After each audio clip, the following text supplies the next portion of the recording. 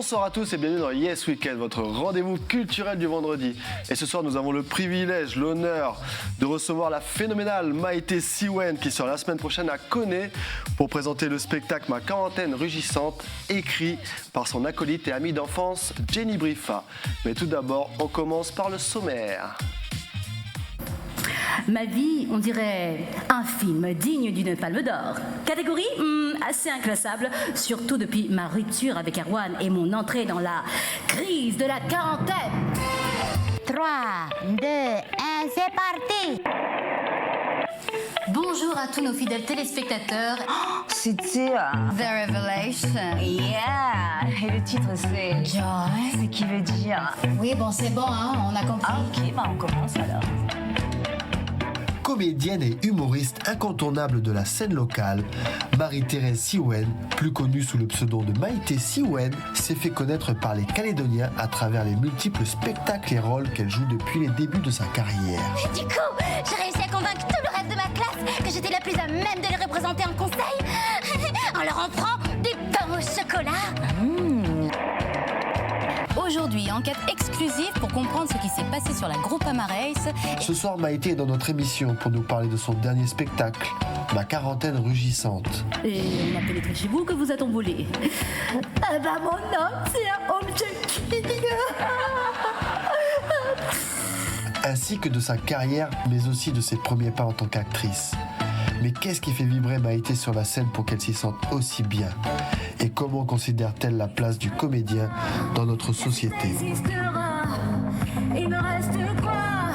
Des pleurs, des leurs, des heures, des peurs, des fêtes de port, de l'alcool fort, des voix, des joies, des sexes chauds, du tabac froid, de la vodka. Ce feu en moi, ce feu de toi, et puis de toi, ce feu de joie, de toi qui m'a laissé. Et dans une seconde partie, le coup de cœur de Stéphanie s'appelle Nawel Madani. Moi j'aime bien, c'est l'heure du coupage du jeune, tu vois. 21h31, c'est pas 21h32. Et ta mère elle te dit, c'est quelle heure sur le calendrier? Humoriste, actrice, scénariste et productrice, qui a su s'imposer dans le stand-up, un milieu qui est loin d'être paritaire. Mais tout de suite, nous recevons Maïté Siwen depuis notre duplex à Nouméa. Bonsoir Maïté. Bonsoir. Merci d'avoir répondu à cette invitation. Oui, merci à toi. Merci Calédonia TV. C'est un plaisir de te recevoir. On sait que tu as un planning bien chargé en ce moment en plus de ça. Bon, pour rappeler à nos téléspectateurs, tu es comédienne professionnelle, ton créneau c'est l'humour. Et la semaine prochaine, tu seras à Koné le vendredi 20 juillet pour présenter le spectacle Ma quarantaine rugissante. C'est bien ça, hein? Oui, c'est bien ça, à 19h. À 19h, à quel endroit? Au complexe culturel de Koné. Bien évidemment. Alors moi, je t'ai découvert à l'époque, je sais pas, ça doit faire un moment, hein, presque 10 ans, tu venais entre deux concerts live pour faire tes shows. C'était un petit peu, je dirais, les prémices du Wanamachi Show. C'était il y a un bout de temps, quoi. On voit les images, à l'époque, tu jouais ce personnage de grand-mère, de Marais. Oui, ça date. C'est ça, hein? Oui, c'est ça, le Wanamachi Show. Ça voulait dire quoi, le Wanamachi Show, si tu peux nous rappeler un petit peu? Faudra voir le spectacle, vous avez qu'à le recommander. Oh là là, elle est toujours aussi sympathique que Maïté. Bon, en tout cas, c'était un rôle qui t'allait à merveille, que tu avais créé à l'époque, cette mamie de Marais. Jouer des rôles, jouer des personnages, on dirait que c'est toute ta vie. En fait, c'est rare de te voir sérieuse en interview, comme maintenant. Oh oui, en interview, je suis toujours sérieuse. Mais on te voit pas si souvent en interview. On dit, faire de la communication, des interviews, c'est pas ton truc, on est d'accord. Mais toi, tu brilles devant un public. C'est plus interactif? C'est plus fun, oui. C'est beaucoup plus fun, on va dire ça comme ça. Qu'est-ce que ça te procure comme émotion, la scène, en fin de compte? C'est ma passion, donc... Donc du bien-être? Du bien-être, oui, du partage avec le public, avec aussi les autres artistes qui m'entourent. C'est plus fun d'être entouré par d'autres artistes. La performance sur scène aussi, c'est de la satisfaction? Oui. Personnel, on peut dire ça? Un accomplissement? Oui, ça dépend des thématiques que tu abordes aussi, oui. Ok, mais bon, en tout cas, la scène, c'est quelque chose qui te fait vibrer, on est d'accord? Oui, mais pas que moi. Hein. Oui, mais aujourd'hui, c'est de toi qu'on parle. Oui, y a pas de souci, Mathieu. Écoute, je te propose qu'on regarde un petit extrait, hein. Ma Allez. quarantaine rugissante. Un spectacle sorti cette année que vous pourrez découvrir ou redécouvrir, écrit par Jenny Brifat en acolyte. On regarde ça tout de suite, on réagit après. Ma vie, on dirait un film digne d'une palme d'or. Catégorie assez inclassable, surtout depuis ma rupture avec Erwan et mon entrée dans la crise de la quarantaine. L'intrigue de ma vie mêle comédie romantique, film d'aventure, thriller financier.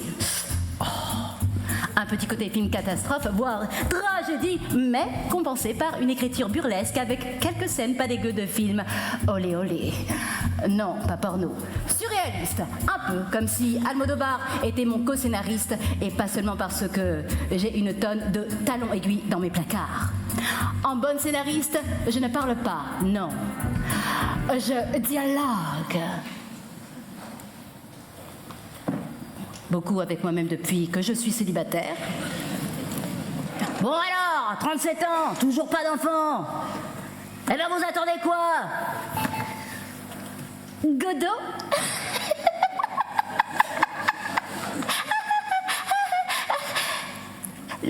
L'envie.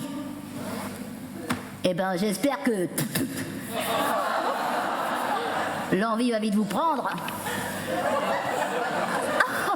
Eh ben déjà, j'ai mon mec qui me prend, c'est pas si mal. Pas comme elle, apparemment.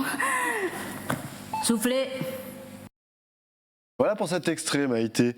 Le premier spectacle, enfin le dernier spectacle que tu jouais avec Jenny, dans les pièces de Jenny, c'était Fin mal barrée, la trilogie Fin mal gérée, Oui. Fin bien ensemble. C'était plutôt dans le registre politique. Mhm. Là, on est d'accord, c'est un registre complètement différent. Bah, toujours sur le mode de l'humour, en tout cas. Ouais, mais finalement, c'est plus les relations humaines, on dirait. Oui, plus les rapports hommes-femmes, plus d'introspection aussi. De quoi parle ce spectacle dans les grandes lignes? Dans les grandes lignes, d'une femme qui aborde la quarantaine et qui a mené une belle carrière dans sa vie, mais qui par contre dans sa vie personnelle rencontre quelques perturbations. Du coup, ce rôle, il te va plutôt bien, perso. Je l'interprète, oui, assez bien. Disons que Jenny l'a écrit aussi par rapport à son expérience personnelle. Elle a surtout, oui, elle s'est inspirée aussi de beaucoup d'histoires de copines qui traversent, et ben voilà, la quarantaine, qui abordent la quarantaine. On essaie avec sagesse, mais parfois la sagesse, il y a aussi de la folie surtout. En tout cas, dans ce qu'on raconte. Grain de folie. Écrit justement par Jenny Brifat en acolyte, car vous vous connaissez depuis le collège. Oh oui, même Ça depuis fait le long. primaire. Depuis le primaire? Oui, oui. Non, Elle elle a m'a oublié, pas dit mais ça. on se connaît depuis le primaire, oui. Ah ouais. Bon, les souvenirs. Vous faisiez notamment des cours de gym ensemble, puis de danse, m'a-t-elle Oui. dit. Sa mère était ma tortionnaire en gym, oui. Ah, ta tortionnaire, elle parlait plutôt de professeur de danse, de Ouais. gym. Mais bon. Eh ben écoute, justement, Jenny Brifat nous a envoyé un petit message que nous allons voir tout de suite. Et c'est vrai que c'est vraiment là, dans les cours de danse, avec Madame Grenier, qu'avec Maïté, tout de suite, ça a été l'alchimie. Voilà, on adorait danser ensemble. Et puis, au fur et à mesure, on s'est mis à inventer des chorés. Voilà, et donc, je me rappelle d'après-midi où elle venait chez moi. Et puis, on dansait toute l'après-midi dans le gazon. Là, on créait nos propres chorégraphies. Et puis, également en 6e, eh ben, il y a eu le club théâtre qui s'est ouvert au collège et on s'est inscrites toutes les deux. Et voilà. Et tout ce que je peux vous dire, c'est le souvenir que Maïté, c'était la meilleure. C'était la meilleure au théâtre, c'était la meilleure à la danse. Et j'étais épatée par son talent. Vraiment, déjà, ça se sentait, quoi. Et puis, moi, j'étais déjà passionnée par le journalisme. Et j'ai eu l'opportunité de partir sur un tournage comme assistante, un tournage de petite fiction pour RFO à Lifou, et on cherchait des comédiens, et voilà. Et donc à ce moment-là, j'ai parlé tout de suite de Maïté, qui avait été retenue pour ce petit tournage à Lifou. On a passé 3 semaines. Voilà, mais enfin, j'ai dit ça parce que c'est vous dire à quel point déjà toute jeune, j'étais vraiment épatée par le talent de Maïté, et je me disais qu'il fallait qu'elle en fasse son métier, quoi. C'était juste une évidence. Quel éloge! Mais quel éloge, hein. Bon, hein, c'est Jenny, on sait à quel point elle est forte en communication. Du coup, on a aussi des images de ce tournage à Lifou? Oh my God. Non, c'est une blague, t'as de la chance qu'on l'ait pas.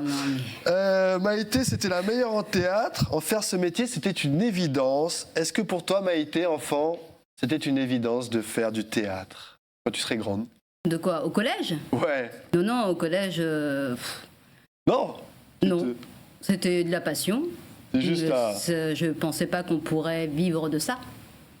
C'est avec Isa que je me suis rendu compte qu'on pouvait, si elle nous assurait un forfait mensuel. Donc ouais, là je me suis rendu compte que si, on pouvait vivre de l'art. Par la suite, tu t'es rendu compte que c'était possible. Voilà. Et aujourd'hui, c'est ce que tu fais. Oui. Encore pour quelques années, on va essayer. Eh ben oui, pourquoi pas. Ouais. Alors, une amitié qui s'est cristallisée autour de la danse, du théâtre, de l'art. Vous vous connaissez depuis tellement longtemps, 30 ans d'amitié. Eh ben, par contre, on a une photo. Ah Il oui. me semble, si je ne me trompe. Elle est là. Mais vous n'avez pas changé. T'as raison. Vous avez cette petite bouille là qu'on retrouve encore aujourd'hui, c'est incroyable. Ouais, on voit pas sur les photos, mais je faisais du dé à l'époque. Tu faisais du quoi? Bonnet, dé. Ah ouais, ok. Comment s'efface? Ah, la vieillesse. Les mystères de la vie. Bon, écoute, on va passer à une chronique. Ça s'appelle le moment de Steph. On peut interagir avec elle, c'est tout de suite. On passe au moment de Steph.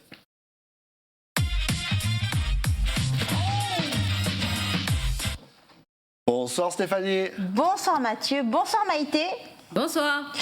Et bonsoir à vous à la maison. Donc ce soir, j'ai décidé de vous parler d'une artiste que j'aime beaucoup. Elle s'appelle Nawel Madani, elle est belge et d'origine algérienne. C'est une femme aux multiples casquettes qui rêvait de devenir chorégraphe et danseuse professionnelle et qui finalement devient humoriste en 2011 en intégrant le Jamel Comedy Club. Ah oui. C'est d'ailleurs à cette époque la seule femme à faire partie de la troupe. Donc je vous propose qu'on écoute un petit extrait. Je suis tombée sur le clip de Beyoncé, son dernier clip. Dans son clip, elle se fait larguer, vous l'avez vu? Seulement elle, quand elle se fait larguer, elle est au top. Même quand elle pleure, elle a du style. He broke my heart. My heart is broken down. It's breaking down. Même sa larme, elle fait un cœur. Oh. Toi, quand tu te fais larguer, t'es en survette. T'as tellement pleuré que t'as les yeux de Gollum. Et toi, c'est pas ta larme, mais ta morve qui fait un cœur. Voilà, donc 6 mois plus tard, il faut savoir qu'elle quitte le Jamel Comedy Club, puisqu'il y a eu des problèmes en fait. Stand-up, c'est un peu, on va dire, un milieu avec que des hommes. Donc elle va créer en 2013. Oh, ça revient. En 2013 justement, elle va créer le Jams Girl Comedy collectif. C'est une émission de télé qui réunit une nouvelle génération d'humoristes féminines. Donc voilà. Toujours Beyoncé, elle adore Beyoncé. Hein. Pourquoi il y a trop d'hommes dans le stade? Bah, c'est un milieu qui a pas mal d'hommes et c'est vrai qu'elle, à l'époque, bah, voilà, pas évident pour... voilà, c'était pas évident. La même année, en 2013, elle lance son premier one-man show. Je suis nerveuse. Donc celui-ci, on va écouter après. Donc voilà, c'est celui-ci, ce one-man show s'appelle C'est moi la Belge. C'est un spectacle survolté, délirant et complètement décalé qui a cartonné. Elle y parle de ses origines maghrébines, de son parcours. Rien ne l'arrête, donc on va écouter. Hein. Je vais essayer de remettre au début parce qu'en fait mon doigt il a... Elle a bugué. Nerveuse. Je suis impulsive, je suis hyperactive et par-dessus tout, je suis une psychopathe. À 20 ans, je quittais Bruxelles pour conquérir Paris et me lancer dans ma carrière de danseuse professionnelle. Et arrivé à Gare du Nord, déjà il y a cette voix qui m'accueille. On dirait qu'elle vit dans quelqu'un.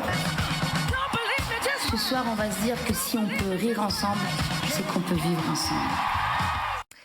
Elle ira donc jouer ce spectacle à l'Opéra d'Alger à guichet fermé. C'est d'ailleurs la première femme humoriste donc à s'y produire. Ah oui. C'est vraiment une artiste qui est comme ça, elle casse les codes, elle ouvre donc des portes à des jeunes artistes, notamment des femmes. En 2015, elle est à la tête d'affiche de la 5e édition du Marrakech du Rire. Donc là, elle va parler de son père parce qu'elle parle beaucoup de sa famille aussi dans ses spectacles. On va écouter. Un chien dans une famille d'arabes, il a vraiment une vie de chien, tu vois. Moi, je vois le chien de la voisine, c'est lui fait « Viens ici, Gucci. Assis, Gucci. Donne-moi la papate. » Mon père, quand il a vu ça, il a pété un plomb. Attends, c'est un Algérien, il est fier. Si le chien de la voisine, il fait ça, le sien obligé de faire des trucs de dingue. Devant elle, il a fait « Viens ici, le chien. Viens ici, viens ici, viens ici. T'as garé la voiture?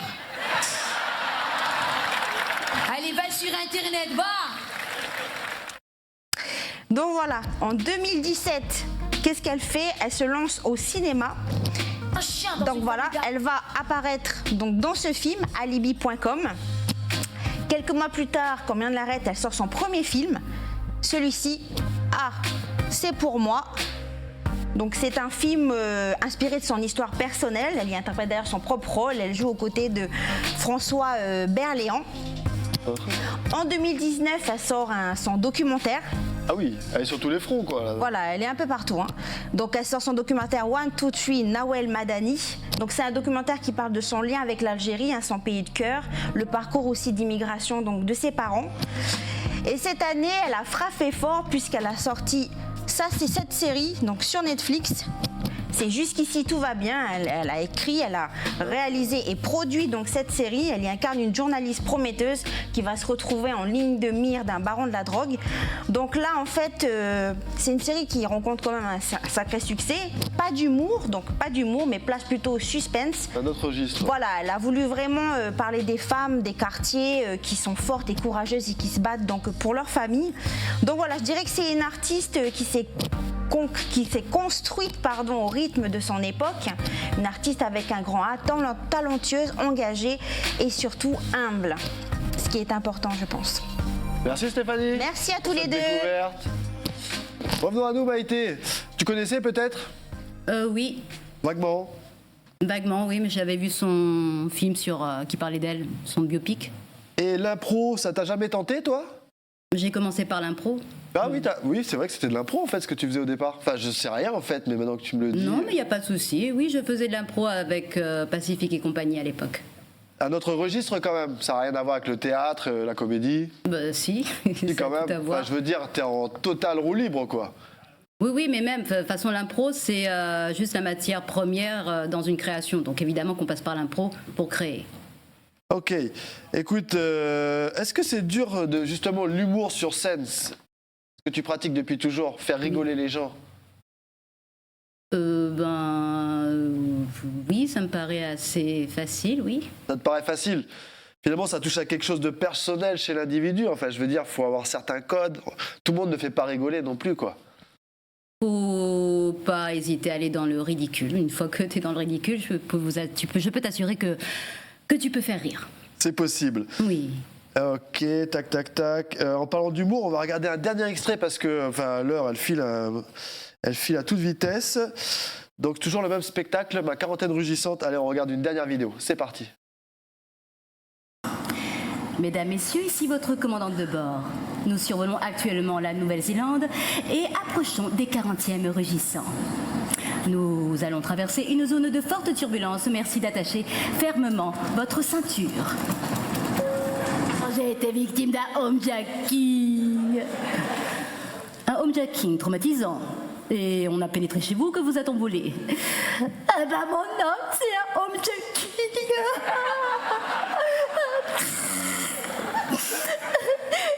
Et il m'a dit qu'il y avait un truc chez moi qui l'empêchait d'être heureux. Alors moi je le croyais et puis j'ai vu que sa voiture était souvent au bout de la rue chez une voisine. Il m'a remplacée par la voisine, je peux l'appeler la connasse. Oui bien sûr si ça vous fait du bien. Oh il est pas si mal ce psy. Bon en même temps il y a toutes les chances pour que je sois obligée de piquer un homme marié vu que tous les hommes bien sont pris. Je vais devoir devenir une connasse à cause de la connasse. Eh ouais, j'ai 15 ovocytes, t'as du bien. C'est un peu mes sons un dalmatien. Après mon rendez-vous chez la gynéco-psychopathe, j'ai sauté dans le premier avion en Irlande. La congélation des ovocytes, c'est une sorte d'assurance bébé. On te gabe d'hormones. Ouais, comme les poulets congelés. Là, tu produis un max d'ovocytes, une vraie poule pondeuse, et on te les prélève et hop, au frigo. Voilà pour cet extrait, Maïté. L'humour en Calédonie, vous êtes peu nombreux finalement à oser parler des sujets qui dérangent. Je pense plutôt à Femme mal barrée à ce moment-là. Est-ce que pour toi, c'est aussi le rôle de l'artiste de mettre les pieds dans le plat, de parler, de mettre en lumière des sujets des fois compliqués dans la société? Oui, c'est un rôle, c'est aussi l'envie de l'artiste de parler de sujets qui le touchent, oui. De dénoncer aussi, finalement. Si la personne a envie de dénoncer, elle va le dénoncer. Effectivement, mais après, ça dépend du spectacle, comment il est écrit aussi. Ça dépend de la personne, oui. Ça dépend de la personne. Écoute, j'aimerais justement qu'on réagisse maintenant à notre projet là, que vous avez réalisé cette année, qui n'est plus un projet vu que c'est un film qui est sorti, qui a gagné un prix au Festival de la Foi, Les Oubliés de Jérôme Roumagne. Les enfants oubliés, oui. Vous venez de remporter un prix, le Festival de la Foi, celui d'un de ses premières, le preuve du meilleur court-métrage. Je m'embrouille un petit peu. Là, on n'est plus du tout dans le registre humoristique. Parfois, si. Tu as eu l'occasion de le voir ou pas? Non, malheureusement, non. Pas encore. Donc, si, le thème est difficile, okay. Mais il est abordé de façon, je trouve, très sensible et très intelligente. Okay, j'ai beaucoup aimé le regard de Jérôme Roumagne sur ce sujet, oui. Tu joues l'un des premiers rôles. Ça s'est bien passé, le tournage, le film? Oui, ça s'est très bien passé. Après, je ne suis pas très fan des tournages, hein. C'est beaucoup d'attentes. Ouais. On a l'impression comme ça que ça passe facilement, mais c'est des heures d'attente parfois avant de tourner une séquence. Des heures de travail. Oui, et on ne voit pas aussi tout le staff derrière, les techniciens qui font un énorme boulot. Là, pour le coup, on a les images du tournage, donc on voit les techniciens. C'était pas ta première dans le cinéma? Non, c'était pas ma première, donc je savais que je sais que je n'aime pas tourner, mais je l'ai fait parce que le thème me plaisait beaucoup. Et te parlait. Et parce que aussi Jérôme, que j'ai connu du coup en travaillant avec lui, voilà, j'ai été vraiment une très belle personne et j'avais vraiment envie de travailler sur ce court-métrage. Ça t'a convaincu. Voilà.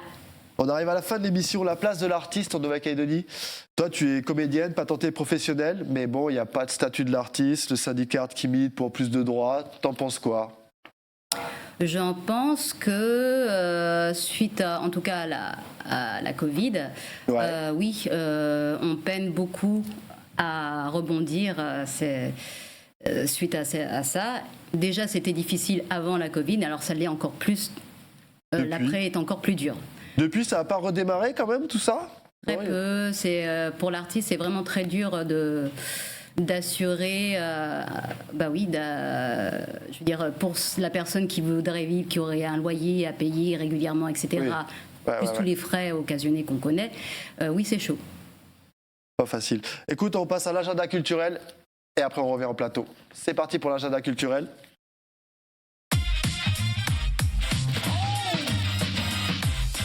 Pour ce long week-end, si vous n'avez rien de prévu, la tribu de Tawenedj à Maré vous ouvre ses portes pour la fête du Houra jusqu'à dimanche. Une fête qui rend hommage à la terre nourricière. Fruits, légumes ou encore artisanat vous attendent sur place. Une belle manière de mettre en avant le savoir-faire des producteurs et des artisans de la région. Enfin, si vous êtes en brousse demain, le Spirit Festival Nomade vous attend sur le site de la Maison de Deva à Bourail. Yoga, bien-être et bien d'autres surprises vous attendent de 9h à 17h. L'entrée est gratuite. Un beau moment de détente et de lâcher prise en perspective. 2 dernières questions peut-être. Si tu n'avais pas été comédienne, quel genre de métier est-ce que tu aurais voulu faire? Voulu faire? Oui. Jamais posé la question? Archéologue? Archéologue? Ouais. C'est vrai? Ouais. À la Indiana Jones, ça, avec le chapeau et tout, dans la forêt? Non, c'est pas ça, archéologue. Ouais, si tu veux, oui. Et du coup, ne loupez pas le prochain spectacle, Ma quarantaine rugissante sur Koné, au complexe culturel de Koné. C'est vendredi prochain. Pourquoi faut-il venir voir ce spectacle, Maïté? Avec tous les extraits qui ont été montrés, pour passer 1h20 de plaisir, d'humour. Il y a aussi d'autres émotions qui... Voilà, et puis les extraits qu'on a montrés, c'était pas les plus croustillants, donc il y a encore beaucoup plus à voir. Il y a encore mieux, on est d'accord, hein? Oui. Oui, effectivement. Merci Maïté d'être venue dans cette émission. De rien. Eh ben, on te souhaite bonne continuation dans ton travail, dans ton art. Merci à vous. Et on se dit à la prochaine. Yes. Allez, bye bye. Tata. Et nous, chers téléspectateurs, on se donne rendez-vous la semaine prochaine, même heure, même chaîne. En espérant que vous ayez passé un bon moment sur Calédonia. On se dit bon week-end et prenez soin de vous. Ciao.